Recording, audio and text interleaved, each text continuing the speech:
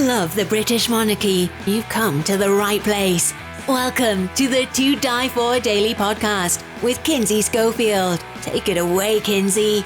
Hi, all. Kinsey Schofield here with the To Die For Daily Podcast, and I am with Larissa Loden, founder and CEO of Larissa Loden, a jewelry co for baddies by baddies. Also, your one-stop shop for gifts this holiday season. They have the most random and fun goodies available at larissaloden.com. I just posted your hair clip, and one of my girlfriends immediately messaged me on Instagram going, "Oh my God, how fun is this shop? Well, I'm going to shop here for Christmas." You've been on my radar for a while, but we finally have the perfect excuse to collaborate. Yeah. Today, we are going to discuss 5 times Princess Diana broke the mold. But before we get into our favorite baddie, talk to me about your new Black Sheep collection. You say you're one of one. What a beautiful sentence. Yeah.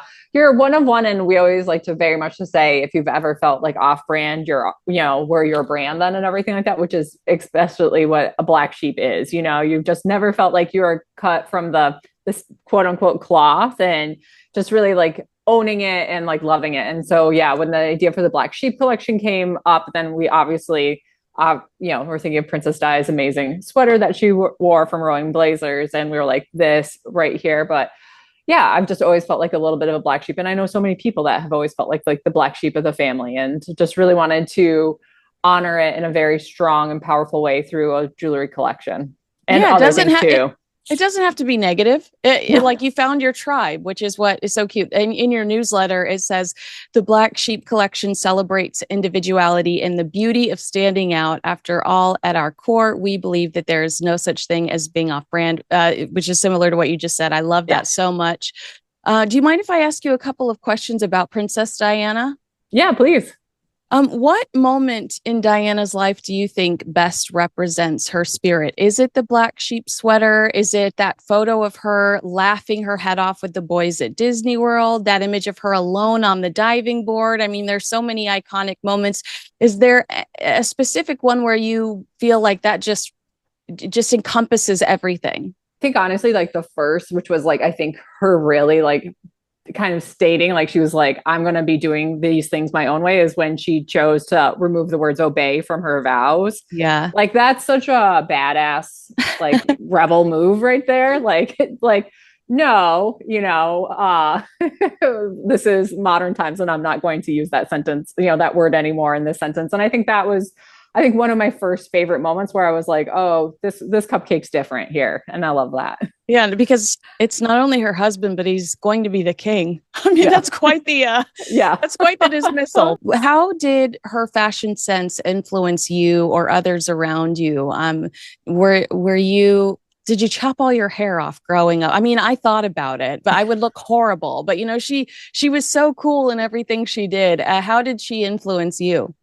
I mean, I definitely was 1000% like a rebel black sheep. I did chop all of my hair off when I was younger and dyed it many colors. I mean, and I grew up in a very small town in upstate New York. So I was definitely the single, like the only that was kind of like paving my own way. And I was like, you all can do this, but I want to do something completely different here. So definitely, I think that she was a style icon. I think it was only until I was a bit later in my age that I just realized how profound and such a style icon and like a trailblazer she was. And I think that's like the really exciting thing, because I mean, when she was really in her moments there, I would say I was probably like 15, 16, I would say. So like young enough to know, but probably way too into boy bands at that time to really like, actually that's a total lie. I was way into metal at that point in time. But we going to have to fight over Justin Timberlake now? We're not. Yeah. All right, so let's jump into 5 times Princess Diana broke the mold. You hit this one, the nail on the head here, not using the word obey. It's been a long-standing tradition for royal brides to say they will obey their husbands. Diana decided to remove the word. In breaking that tradition, what was she telling young women all over the world? I mean, you're looking at this girl that you're trying to live vicariously through, and you're realizing that she's a little tougher than we all anticipated. She was so much tougher than we all anticipated. And I mean, I think also just for how, honestly, young she was at that point in time, like that's a bold move for somebody that's kind of like still like a fairly young adult to really kind of be making in those moments and everything. And I think that has given people so much power. I mean, even like, even like a decade ago, like just hyphenating your name was kind of still like a little bit of a bold move, and like, I mean, I told my husband, I was like, I'm keeping my name, and then all of my children actually have my last name. So yeah. Oh, Yeah. you're the boss. I love that. Another one of her moments that everybody kind of like oohs and ahs over is she was she wanted her children to go to real school. And I know that like we don't look at that and think there's anything strange about it, but she did make history. When Prince William was 3, she wanted to send him to preschool, making him the first member of the family to go to school outside of Buckingham Palace. No wonder Diana's boys turned out so relatively normal compared to others. Is that wild to you to imagine somebody like stuck in the walls of a palace having to learn their ABCs? It is wild to me. Like I always like, we had our kids, we put them into like daycare at a fairly early age. But even like if you don't have children, like even if you have like a fur baby, you always talk about like we're taking our puppy to like socialization classes. Like socializing is such a huge part, and I think that's what's kind of cool about Princess Diana is because, I mean, the other thing that is, maybe this is number 6 on like the course of the 5 is the fact that she had a job, before she was married at, as that teacher. I think she realized just how important having that education is and like that foundational like socialization for young children at that early age. So I'm glad that she did it. Yeah, what a great point. Yeah. And speaking of, being that great mom that's around the school, one of my favorite photos of her forever has been the barefoot race photo that was taken in 1991. She's participating in a foot race with other parents for sports day at Prince Harry's school. And this great picture was captured with her barefoot running in the grass. And she is so full of fun, so full of competition. She was a more publicly hands-on parent than we had seen from other generations. We saw her take her kids to Disney World. We saw her skiing with them. She was just smiling and thriving. Does that picture to you, does that really kind of own who she was? Do you look at that and go, that's a great reflection of Princess Diana? For me, I think it does. I mean, I think that I think Princess Diana was really spectacular, where I've heard a person say this phrase where it's like my children are a part of me, but they don't define me. And I think Princess Diana very much so held her own. She had her own very programs that she was into, whether like her charity work, her great taste in fashion, but her children were a part of her that was very forefront, and she wanted just to be a part of it. And so I think that is like one of those really great moments where I think she just looks also just like so happy. Like she's like, I'm doing this because I want to do this for me and for my kids. I think it's like the combination of the two in that photo. That's really the special one. Yeah. And knowing that her heart's in the right place for all of these decisions, it would be one thing if she was just doing it to be difficult and be like, you know what, I know my husband's cheating on me, but she did it because she wanted to make Prince Harry happy. She wanted to ensure Prince William made real life friends, and she put him in school. So you saw that her heart was in the right place. And speaking of that, I think that one of the main causes we associate her with is debunking the stigma around HIV and AIDS. Mm-hmm. What a courageous and selfless thing to do. I mean, I do think that this was one of her most significant moments. It was in 1987. She opened the UK's first HIV/AIDS clinic in London. The virus was terrifying at the time. It was a global health crisis. No one really understood how you could get it, or, oh my God, do you remember the 90210 episode on it? I mean, I was after watching 90210, I was just like every corner I was afraid of it.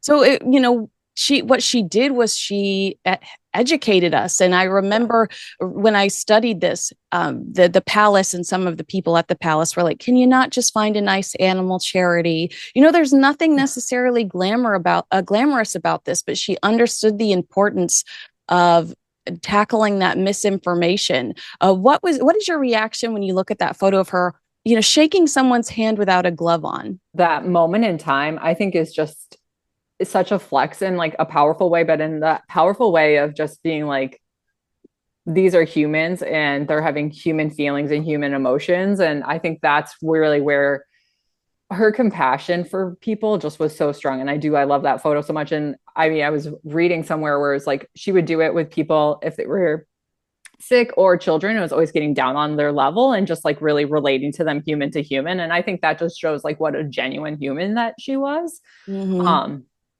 and yeah, she was a royal, but she always wanted, I think she just really wanted to be human to human first. And I think that's what's so powerful and special about her. Absolutely. All right. We would be silly to not acknowledge that one of the biggest ways she broke the mold was her bold and modern fashion choices that made her an immediate cover girl. And we got to see that evolution where she was more traditional with like the sailor tops at the beginning.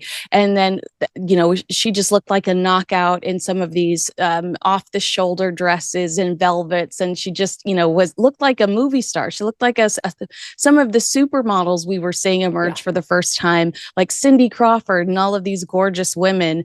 One thing that I love about her fashion is that sometimes she was trying to tell us a secret. Sometimes she was trying to tell us a story. The black sheep sweater was one of those, I think probably one of the first times people said, "Oh, what's going on there?" Like this is intentional. How do you feel when you look at photos of her in that sweater? Do you sympathize with her because you understand that she doesn't feel like she fits in, or do you think how naughty and fun is this young woman? I think it's both of them. I think it's like the sweater symbolizes like facts. I know I don't fit in, but also I love that about myself. Like I love that about myself, and I appreciate it enough that I'm going to wear a sweater like this out in public, and I'm just going to have you guys all acknowledge it and like look at me and my power and everything like that. Like it's just a power move, and I think the best way possible. Plus, I love that outfit. There's like I think the very casual looks of Diana I like love the most, like especially when she wears like a baseball cap. But the black sheep one I think is it's so great. I mean, and that sweater is timeless. So yeah, she had this like phase in her life where she found every ugly sweater that existed on the planet and she put it on her body. And I really admire that about her. Like I look at some of those and I think that is a questionable choice, but it works on you for some ungodly reason. Tell me about your favorite piece. I want you to know that my favorite piece is the hair clip. Like how brilliant is that? I love the hair clip. The ring is great. Walk me through your favorite pieces in the collection. If you are a black sheep watching us, fellow black sheeps, you're going to have to log on to larissaloden.com and grab one of these pieces. But Larissa, what is your favorite piece? I would say my favorite piece is probably the necklace, just because it will look so great in a necklace stack. And I just love a really strong necklace stack. And it just kind of like similar like to that sweater idea where it's like, you're wearing it and it's pretty prominent. Like you will be able to see it when you're out and about. And then I do love the hair cloth so much. Like we use this really, really fine material that kind of looks like the like little sheep swirl in the pattern and the design, and it just is like super fun. And plus it has a little black CZ eyeball too. So there's just like a lot of really fun details in that one. So yeah, there's like, I think this is one of my most favorite collections of the year. So it's really hard for me to pick. So this one and our Halloween collection, I'm just like, and they're right back to each other. So yeah, it's very difficult for me. So yeah. I keep your pearl necklace. This is like my emergency, like throw on my pearl necklace if I'm just wearing black and I want to like zhuzh up my outfit because I'm about to be on TV. So that's like in my like emergency section. And then you have the most precious. It's a heart chain. It's a chain, but it's hearts. And I put this on every single day. I love it so much. It's so delicate and minimal. And I know I keep talking about television and, inside baseball, but when I have the lights on me and I have a low cut top and I layer, like you said, that stack my necklaces, it's just like this glitter around my neck. It's so wonderful. So it's absolutely a fantastic website. You don't have to be a girly girl, like, not at all. There is something for you on the site.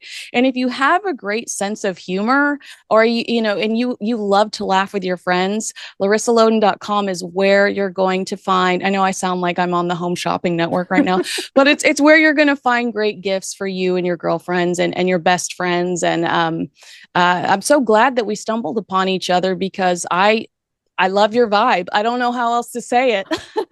Likewise. Typically, I always like to say we're a funnel, and if we're your vibe, then you're like, I like this, and I would like more of this. So yes, absolutely. All right, Larissa Loden, founder and CEO of LarissaLoden.com. Your Black Sheep collection is available right now. Make sure you grab a hair claw or a pendant necklace for the Princess Diana fan in your life. Thank you so much for talking to me today. It was so good to get to know you.